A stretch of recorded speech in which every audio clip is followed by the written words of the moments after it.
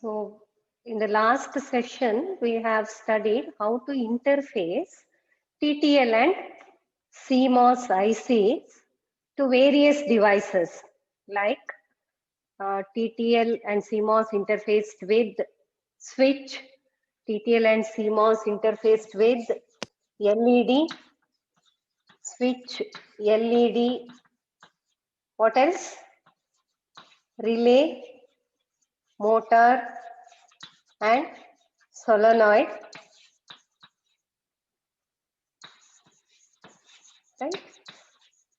So we have seen how to interface TTL and CMOS IC separately with the switch, how it works when it is interfaced with the LED, what are the necessary requirements for that circuit, also with the relay, how to connect it with the relay, how it works, when we connect it with the motor, how it works, and how to replace motor with the solenoid, and for what purpose the motor and solenoid are used. All these we have studied in our previous session. Also, we have studied how to interface TTL with CMOS, TTL and CMOS, right? TTL driving CMOS IC and CMOS driving TTL IC. That also we have seen. And what are the required parameters to drive CMOS, the output voltage and also the output current of TTL, whether it is compatible with the input parameters of CMOS. Also, while interfacing CMOS with the TTL, that means when the CMOS drives the TTL ICs, we have seen what are the required parameters and how to overcome the deficiencies in the circuits, right? By using the pull-up resistor or by using the buffer, how it can be overcome.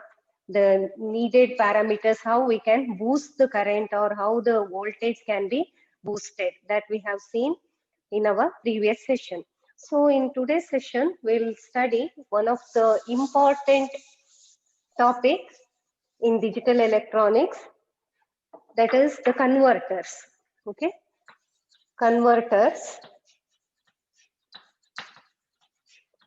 So converters are nothing but which converts the signal from one form to the other form. In the sense, see, signals may be of only two types.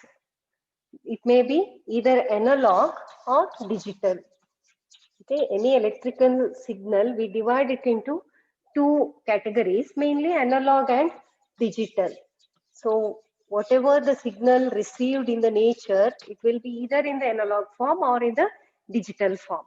Okay, so to convert the signal from one form to the other form, either from the analog form to the digital form or from the digital form to the analog form, we need the converters, the device which is used to convert signal from one form to the other form. Okay, then where this is needed, is it that much necessary to convert the signal from one form to the other form? Then why it is needed? Can't we use the same available digital signal or the analog signal in our circuits? See, let us assume that we have a temperature sensor. Temperature sensor we have. For example, imagine one thermometer we have. The thermometers, nowadays we are seeing the digital thermometers which display our body temperature or any temperature in the digital form, isn't it? The numerics are displayed on the display of that thermometer. So earlier days we were using the thermometer with the mercury, isn't it? That mercury level we used to measure or read that mercury level, and that was saying us the actual temperature of the surrounding or temperature of body, isn't it? So that signal, okay, imagine the earlier, the thermometer which we were using in the earlier days. So that thermometer signal is nothing but an analog signal. Okay, ನೋಡಿ ಆ thermometer ಅಲ್ಲಿ ನಮಗೆ ಯಾವುದೇ display ಇಲ್ಲ, ನಾವೇ ನೋಡ್ಕೊಳ್ಬೇಕು, right? ಏನದು Mercury level ಎಲ್ಲಿಗೆ ಹೋಗಿ ನಿಲ್ತದೆ ಅದನ್ನ ನಾವೇ ನೋಡ್ಕೊಳ್ಬೇಕು. ಅಲ್ಲಿ ಏನೋ ಬರ್ದಿರ್ತಾರೆ, ಓಕೆ, ಆ ಲೆವೆಲ್ ಇನ್ಕ್ರೀಸ್ ಆದಲ್ಲಿ there will be some reading that we have to read by ourselves. So ಆ ಥರ್ಮೋಮೀಟರ್ಗಳಲ್ಲಿ ಬರ್ತಾ ಇದ್ದಂತ ಸಿಗ್ನಲ್ ಅನಲಾಗ್ ಸಿಗ್ನಲ್. ಈಗ ನಮ್ಮ ಹತ್ರ ಡಿಜಿಟಲ್ ಯಾವುದೇ ಡಿವೈಸಸ್ ಇಲ್ಲ. ನಾವೇನ್ ಮಾಡ್ಬೇಕು, ಆ ಬಂದಂತ ಅನಲಾಗ್ ಸಿಗ್ನಲ್ ಅನ್ನ ಏನ್ ಮಾಡ್ಬೇಕು, ಕನ್ವರ್ಟ್ ಮಾಡಿ ನಮ್ಗೆ, ಅಥವಾ ನಾವು ಅದನ್ನ ಕಂಪ್ಯೂಟರ್ ಅಲ್ಲಿ ರೀಡ್ ಮಾಡ್ಬೇಕು. Just imagine the temperature sensor which is sensing the temperature, that signal is to be sent to the computer for further processing. Okay, ಯಾವುದೋ ಒಂದು ಸರೌಂಡಿಂಗಿನ ಟೆಂಪರೇಚರ್ ಅನ್ನ ಮೆಷರ್ ಮಾಡ್ತಾ ಇದೆ, ಆ ಟೆಂಪರೇಚರ್ ಅನ್ನ ನಾವು ಕಂಪ್ಯೂಟರಿಗೆ ಕಳಿಸಿ, ಕಂಪ್ಯೂಟರ್ ಅಲ್ಲಿ ಏನೋ ಪ್ರೋಸೆಸ್ ಆಗ್ತದೆ. ಯಾಕೆ ಪ್ರೋಸೆಸ್ ಆಗ್ಬೇಕು, ಒಂದು ಯಾವುದೋ ಒಂದು ಫ್ಯಾಕ್ಟ್ರಿಯನ್ನ ಇಮ್ಯಾಜಿನ್ ಮಾಡ್ಕೊಳ್ಳಿ, ಯಾವುದೋ ಒಂದು ಪ್ರೋಸೆಸ್ ಅನ್ನ ಇಮ್ಯಾಜಿನ್ ಮಾಡ್ಕೊಳ್ಳಿ. ಓಕೆ, ಅಲ್ಲಿ ಒಂದು ಬಾಯ್ಲರ್ ಇದೆ, ಆ ಬಾಯ್ಲರ್ ಅಲ್ಲಿ ಎಷ್ಟೋ ಟೆಂಪರೇಚರ್ ಮೇಂಟೈನ್ ಆಗ್ಬೇಕು. ಓಕೆ, ಫಾರ್ ಎಕ್ಸಾಂಪಲ್ ಒಂದು 1000 ಡಿಗ್ರಿ ಸೆಂಟಿಗ್ರೇಡ್ ಮೇಂಟೈನ್ ಆಗ್ಬೇಕು ಅಂತ ಇಟ್ಕೊಳ್ಳೋಣ. 1000 ಡಿಗ್ರಿ ಸೆಂಟಿಗ್ರೇಡ್ ಅಷ್ಟು ಆ ಬಾಯ್ಲರ್ ಅಲ್ಲಿ ಟೆಂಪರೇಚರ್ ಮೇಂಟೈನ್ ಆಗ್ಬೇಕು. ಸೊ ಆ ಬಾಯ್ಲರಿನ ಹತ್ರ ಹೋಗ್ಲಿಕ್ಕೆ ಸಾಧ್ಯ ಇಲ್ಲ ಮನುಷ್ಯರಿಗೆ. ಸೊ ಆಗ ಅವ್ರು ಏನ್ ಮಾಡ್ಬೇಕಾಗ್ತದೆ, ಅದನ್ನ ಎಷ್ಟೋ ದೂರದಲ್ಲಿ ನಿಂತು ನೋಡ್ತಾ ಇರ್ಬೇಕಾಗ್ತದೆ, ಮಾನಿಟರ್ ಮಾಡ್ಬೇಕು. ಇದನ್ನ ಈಗ ಈ 1000 ಡಿಗ್ರಿ ಸೆಂಟಿಗ್ರೇಡ್ ಅಲ್ಲೇ ಮೇಂಟೈನ್ ಆಗ್ಬೇಕು, ಅದು ಕೆಳಗೂ ಬರಬಾರ್ದು, ಜಾಸ್ತಿನೂ ಆಗ್ಬಾರ್ದು. ಓಕೆ, ಸೊ ಅದು ಕೆಳಗ್ ಬಂದ ತಕ್ಷಣ ನಾವು ಅದಕ್ಕೆ ಕೊಡ್ತಾ ಇರುವಂತ ಹೀಟ್ ಅನ್ನ ಜಾಸ್ತಿ ಮಾಡ್ಬೇಕಾಗ್ತದೆ. ಜಾಸ್ತಿ ಆದ ಕೂಡಲೇ ಆ ಹೀಟ್ ಕಡಿಮೆ ಮಾಡ್ಬೇಕು, ಅದಕ್ಕೆ ಕೊಡ್ತಾ ಇರುವ ಫ್ಲೇಮ್ ಇನ್ನೇನೋ ಅದನ್ನ ಯಾವ ರೀತಿ ನಾವು ಟೆಂಪರೇಚರ್ ಜಾಸ್ತಿ ಮಾಡ್ತಾ ಇದ್ದೇವೋ ಅದನ್ನ ಜಾಸ್ತಿ ಮಾಡ್ಬೇಕಾಗ್ತದೆ. ಓಕೆ, ಸೊ ಈ ಟೆಂಪರೇಚರ್ ಮಾನಿಟರಿಂಗಿಗೆ ನಾವು usually definitely we have to use the computer, right? ಅದನ್ನ ಪ್ರತಿ ಸಲ ಓದಿಕೊಂಡು ಮಾಡಿದ್ರೆ ಅಷ್ಟೊಂದು ಟೈಮ್ ವೇಸ್ಟ್, ಮತ್ತೆ ಅದು ಎಫಿಷಿಯಂಟ್ ವೇ ಅಲ್ಲ. ಅದಕ್ಕೋಸ್ಕರ ಏನ್ ಮಾಡ್ತಾರೆ, ಇದನ್ನ ಕಂಪ್ಯೂಟರ್ ಅಲ್ಲೇ ನೋಡ್ತಾ ಇರ್ತಾರೆ, ಮಾನಿಟರ್ ಮಾಡ್ತಾ ಇರ್ತಾರೆ. And nowadays we do all the controlling using the computer only, right? So computer ಅಲ್ಲೇ ಇದನ್ನ ಕಂಟ್ರೋಲ್ ಕೂಡ ನಾವು ಮಾಡ್ತೇವೆ. ಆಗ ಏನ್ ಮಾಡ್ಬೇಕಾಗ್ತದೆ, ಸಿ ಈ 1000 degree centigrade is to be sensed by some sensors. Okay, ಅದು ಸೆನ್ಸರ್ಸಿನ ಮೂಲಕ ಸೆನ್ಸ್ ಆಗ್ಬೇಕಾಗ್ತದೆ. ಯೂಶುವಲಿ ಈ ಸೆನ್ಸರ್ಸ್ ಎಲ್ಲ ಸೆನ್ಸ್ ಮಾಡುದು ಎನಲಾಗ್ ಸಿಗ್ನಲ್ಸ್ ಅನ್ನ, ಹೆಚ್ಚಾಗಿ ಅದು ಸೆನ್ಸ್ ಮಾಡುದು ಎನಲಾಗ್ ಸಿಗ್ನಲ್ಸ್ ಅನ್ನ. ಸೊ ಆ ಎನಲಾಗ್ ಸಿಗ್ನಲ್ ಅಂದ್ರೆ ವೋಲ್ಟೇಜ್ ಸಿಗ್ನಲ್ಸ್ ಇರ್ಬೋದು. ಓಕೆ, ಎಷ್ಟೋ ವೋಲ್ಟೇಜ್ ಸಿಗ್ನಲ್ಸ್ ಅನ್ನ ಅದು ಸೆನ್ಸ್ ಮಾಡ್ತದೆ. ಆ ವೋಲ್ಟೇಜ್ ಅಥವಾ ಕರೆಂಟ್ ಫಾರ್ಮ್ ಅಲ್ಲಿ ಇರ್ಬೋದು, ಅದನ್ನ ನಾವು ಕಂಪ್ಯೂಟರಿಗೆ ಡೈರೆಕ್ಟ್ ಕೊಡ್ಲಿಕ್ಕೆ ಆಗುದಿಲ್ಲ. This is to be converted to digital form ಅಲ್ವಾ? The computer understands only zeros and ones. ಅದು ಅರ್ಥ ಮಾಡ್ಕೊಳ್ಳೋದು ಝೀರೋಸ್ ಮತ್ತೆ ಒನ್ಸ್ ಅನ್ನ ಮಾತ್ರ, ಬೈನರಿಯನ್ನ ಮಾತ್ರ ಅರ್ಥ ಮಾಡ್ಕೊಳ್ಳೋದು. ಸೊ ನಾವಿಲ್ಲಿ ಬಂದಂತ ಎನಲಾಗ್ ಸಿಗ್ನಲ್ ಅನ್ನ ಹೆಚ್ಚಾಗಿ ನಾವು ವೋಲ್ಟೇಜಿಗೆ ಕನ್ವರ್ಟ್ ಮಾಡುದು, ಅಥವಾ ಕರೆಂಟ್ ಇರಬಹುದು. ವೋಲ್ಟೇಜ್ ಅಥವಾ ಕರೆಂಟ್ ಪ್ಯಾರಾಮೀಟರ್ಗೆ ಕನ್ವರ್ಟ್ ಮಾಡಿದ್ರೆ ನಾವು ಆ ವೋಲ್ಟೇಜ್ ಅಥವಾ ಕರೆಂಟ್ ಅನ್ನ ಝೀರೋಸ್ ಮತ್ತೆ ಒನ್ಸ್ ಅಲ್ಲಿ ರೀಡ್ ಮಾಡ್ಬೇಕು. ಈಗ ಎಷ್ಟು ಝೀರೋಸ್, ಅದರ ವ್ಯಾಲ್ಯೂ ಎಷ್ಟು ಝೀರೋಸ್ ಅಥವಾ ಒನ್ಸಿಗೆ ಅದನ್ನ ಕನ್ವರ್ಟ್ ಮಾಡಿ ಕಂಪ್ಯೂಟರಿಗೆ ಕೊಡ್ಬೇಕು. ಕಂಪ್ಯೂಟರ್ ಏನ್ ಮಾಡ್ತದೆ, ಅದನ್ನ ಅದರಲ್ಲಿರುವಂತ ಪ್ರೋಗ್ರಾಮಿಗೆ ಸರಿಯಾಗಿ ಕಂಪೇರ್ ಮಾಡ್ತದೆ. ಇಲ್ಲಿ ಬಂದಂತೆ ಈಗ ಫಾರ್ ಎಕ್ಸಾಂಪಲ್ 900 ಡಿಗ್ರೀಸ್ ಬರ್ತಾ ಇದ್ರೆ ಅದು ಅದಕ್ಕೆ ಸರಿಯಾದಂತ ವೋಲ್ಟೇಜ್ ಒಂದು 100 ವೋಲ್ಟ್ಸ್ ಅಂತ ಕೊಡ್ತಾ ಇದ್ರೆ, ಕಂಪ್ಯೂಟರ್ ಅಲ್ಲಿ ನಾವು ಪ್ರೋಗ್ರಾಮ್ ಮಾಡಿ ಇಟ್ಟಿದ್ದೇವೆ ಆಲ್ರೆಡಿ 100 ವೋಲ್ಟ್ಸ್ ಅಂದ್ರೆ 900 ಡಿಗ್ರೀಸ್ ಅಂತ. ಸೊ ಕಂಪ್ಯೂಟರ್ 100 ವೋಲ್ಟ್ಸ್ ಬರ್ತಾ ಇದೆ, ಅದರ ಡಿಜಿಟಲ್ ಫಾರ್ಮ್ ಅದಕ್ಕೆ ಸಿಕ್ಕಿತ್ತು, ಹಾಗಾದ್ರೆ ಇದನ್ನ ಚೇಂಜ್ ಮಾಡ್ಬೇಕು ಈಗ ಅಂತ ಹೇಳಿ ಏನ್ ಮಾಡ್ತದೆ, ಇದಕ್ಕೆ ಇನ್ಸ್ಟ್ರಕ್ಷನ್ ಇನ್ನೊಂದು ಕಳಿಸ್ತದೆ. ಓಕೆ, ಅದು ಡಿಜಿಟಲ್ ಅಲ್ಲಿ ಇನ್ಸ್ಟ್ರಕ್ಷನ್ ಬರ್ತದೆ. ಆ ಡಿಜಿಟಲ್ ಇನ್ಸ್ಟ್ರಕ್ಷನ್ ಏನು ಅಂತ, ಇನ್ಕ್ರೀಸ್ ದ ಫ್ಲೇಮ್. ಓಕೆ, ಅದಕ್ಕೆ ಕೊಡ್ತಾ ಇರುವಂತ ಹೀಟ್ ಅನ್ನ ಜಾಸ್ತಿ ಮಾಡಿ, ಆ ಬಾಯ್ಲರ್ಗೆ ಕೊಡ್ತಾ ಇರುವಂತ ಹೀಟ್ ಅನ್ನ ಜಾಸ್ತಿ ಮಾಡಿ ಅಂತ ಒಂದು ಇನ್ಸ್ಟ್ರಕ್ಷನ್ ಬರ್ತದೆ. ಎಷ್ಟು ಡಿಗ್ರೀಸ್ ಜಾಸ್ತಿ ಮಾಡ್ಬೇಕು, 100 ಡಿಗ್ರೀಸ್ ಅಷ್ಟು ಹೀಟ್ ಅನ್ನ ಜಾಸ್ತಿ ಮಾಡಿ ಅಂತ ಒಂದು ಇನ್ಸ್ಟ್ರಕ್ಷನ್ ಬರ್ತದೆ. ಯಾವ್ದಕ್ ಬರ್ತದೆ, ಯಾವ್ದೋ ಆ ಹೀಟ್ ಅನ್ನ ಪ್ರೊಡ್ಯೂಸ್ ಮಾಡ್ತಾ ಇರುವಂತ ಡಿವೈಸ್ಗೆ.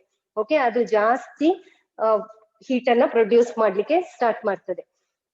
ಅದು ಕಳಿಸ್ತಾ ಇರೋದು ಡಿಜಿಟಲ್ ಸಿಗ್ನಲ್. ನೋಡಿ ಇದು ಪ್ರೋಸೆಸ್ ಹೀಗಾಗ್ತಾ ಇದೆ. ಈಗ ಸೆನ್ಸರ್ ಇಂದ ಕಂಪ್ಯೂಟರಿಗೆ ಸಿಗ್ನಲ್ ಹೋಯ್ತು. ಓಕೆ, ಸೆನ್ಸರ್ ಇಂದ ಕಂಪ್ಯೂಟರ್ಗೆ ಸಿಗ್ನಲ್ ಹೋಯ್ತು. ನೆಕ್ಸ್ಟ್ ಕಂಪ್ಯೂಟರ್ ಇಂದ ಈ ಕಂಪ್ಯೂಟರ್ ಇಂದ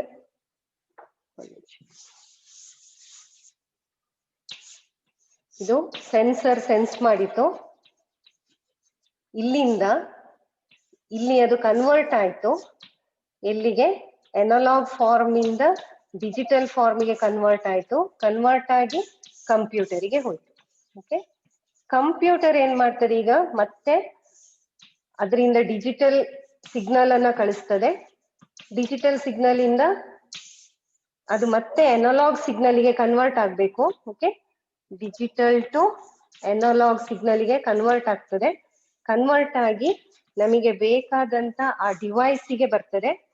ಈಗ ಫಾರ್ ಎಕ್ಸಾಂಪಲ್ ಟೆಂಪರೇಚರ್ ಇನ್ಕ್ರೀಸ್ ಆಗ್ಬೇಕು ಅಂತ ಆದ್ರೆ ಆ ಟೆಂಪರೇಚರ್ ಅನ್ನ ಇನ್ಕ್ರಿಮೆಂಟ್ ಮಾಡುವಂತ ಆ ಡಿವೈಸ್ಗೆ ಬರ್ತದೆ. ಇದನ್ನ ಮತ್ತೆ ಸೆನ್ಸರ್ ಸೆನ್ಸ್ ಮಾಡ್ತದೆ. ಓಕೆ, ಸೊ ಇದೊಂದು ಕಂಟಿನ್ಯೂಸ್ ಪ್ರೋಸೆಸ್. ಏನಾಗ್ತಾ ಇದೆ, ಎನಲಾಗ್ ಸಿಗ್ನಲ್ ಸೆನ್ಸ್ ಆಗ್ತಾ ಇದೆ, ಅದನ್ನ ಕಂಪ್ಯೂಟರಿಗೆ ಕೊಡ್ತಾ ಇದ್ದೇವೆ, ಕಂಪ್ಯೂಟರ್ ಪ್ರೋಸೆಸ್ ಮಾಡ್ತದೆ. ಸರಿ ಇದ್ರೆ ಏನು ಕಳ್ಸುವುದಿಲ್ಲ, ಯಾವುದೇ ಡಿಜಿಟಲ್ ಸಿಗ್ನಲ್ ಹೋಗೋದಿಲ್ಲ. ಇಲ್ಲಿ ಸರಿ ಇಲ್ಲ, ಬರ್ತಾ ಇರುವಂತ ಸೆನ್ಸ್ ಆದಂತ ಸಿಗ್ನಲ್ ಹೇಳ್ತಾ ಇದೆ ಟೆಂಪರೇಚರ್ ಕಡಿಮೆ ಇದೆ. ಆಗೇನ್ ಮಾಡ್ತದೆ, ಇದು ಇಲ್ಲಿಂದ ಒಂದು ಡಿಜಿಟಲ್ ಸಿಗ್ನಲ್ ಅನ್ನ ಕಳಿಸ್ತದೆ, ಅದನ್ನ ಜಾಸ್ತಿ ಮಾಡಿ ಅಂತ. ಸೊ ಆ ಡಿಜಿಟಲ್ ಸಿಗ್ನಲ್ ಈಗ ಎನಲಾಗ್ ಸಿಗ್ನಲ್ಗೆ ಕನ್ವರ್ಟ್ ಆಗಿ ವೋಲ್ಟೇಜ್ ಇರ್ಬೋದು ಅಥವಾ ಕರೆಂಟ್ ಇರ್ಬೋದು, ಅಲ್ಲಿ ಒಂದು ಹೀಟರ್ ಇರ್ಬೋದು, ಆ ಹೀಟರ್ ಜಾಸ್ತಿ ಹೀಟ್ ಅನ್ನ ಕರೆಂಟ್ ಅನ್ನ ಡ್ರಾ ಮಾಡ್ಬೇಕು. ಓಕೆ, ಆ ರೀತಿಯ ಎನಲಾಗ್ ಸಿಗ್ನಲ್ ಈ ಟೆಂಪರೇಚರ್ ಇನ್ಕ್ರಿಮೆಂಟ್ ಮಾಡುವಂತ ಡಿವೈಸ್ಗೆ ಬರ್ತದೆ. ಆ ಟೆಂಪರೇಚರ್ ಅನ್ನ ಮತ್ತೆ ಸೆನ್ಸರ್ ಸೆನ್ಸ್ ಮಾಡ್ತದೆ.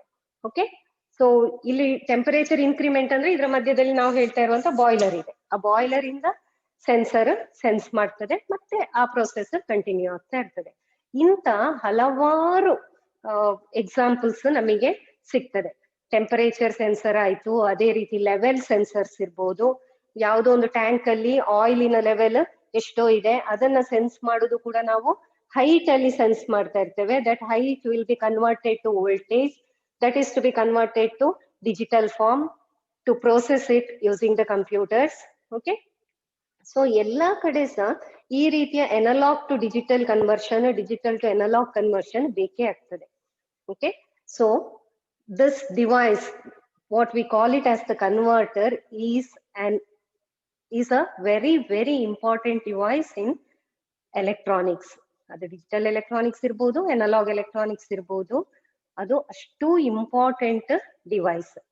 ಯಾಕೆ ನಮಗೆ ಪದೇ ಪದೇ ಎನಲಾಗ್ ಇಂದ ಡಿಜಿಟಲಿಗೆ ಸಿಗ್ನಲ್ ಅನ್ನ ಕನ್ವರ್ಟ್ ಮಾಡ್ಬೇಕಾಗ್ತದೆ, ಅಥವಾ ಡಿಜಿಟಲ್ ಇಂದ ಎನಲಾಗಿಗೆ ಸಿಗ್ನಲ್ ಅನ್ನ ಕನ್ವರ್ಟ್ ಮಾಡ್ಬೇಕಾಗ್ತದೆ. Okay, the device which is used to convert analog signal to digital signal is called as analog to digital converter. The signal which converts analog signal to digital is called as analog to digital converter, or in short it is termed as ADC.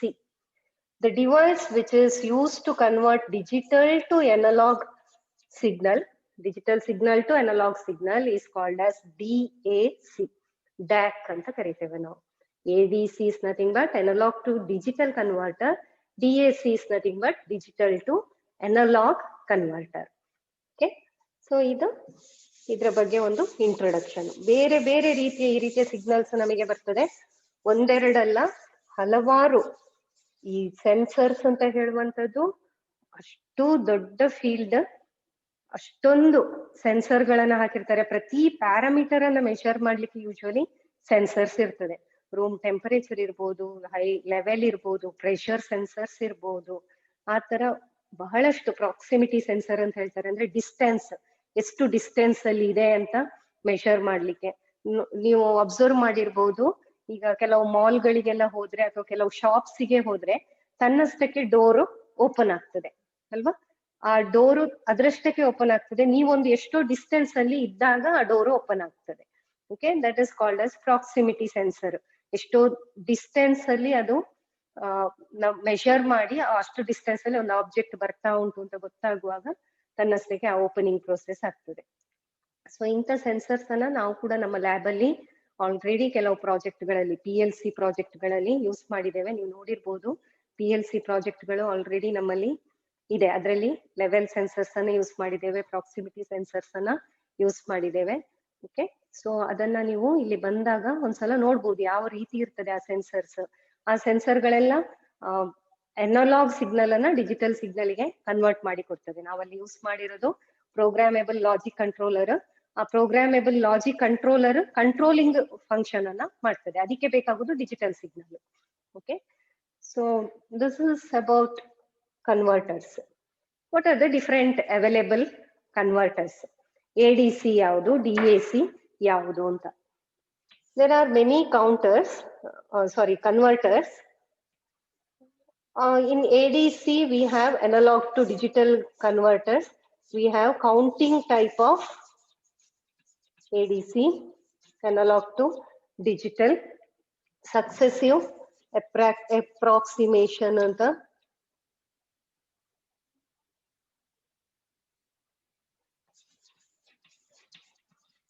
Successive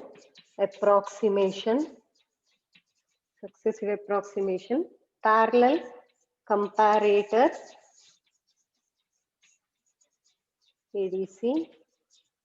ಹಾಗೆ the last type is counting type ADC. So in DAC we have few digital to analog converters. We have few types like weighted resistor type. The main types we are listing here are 2R ladder type.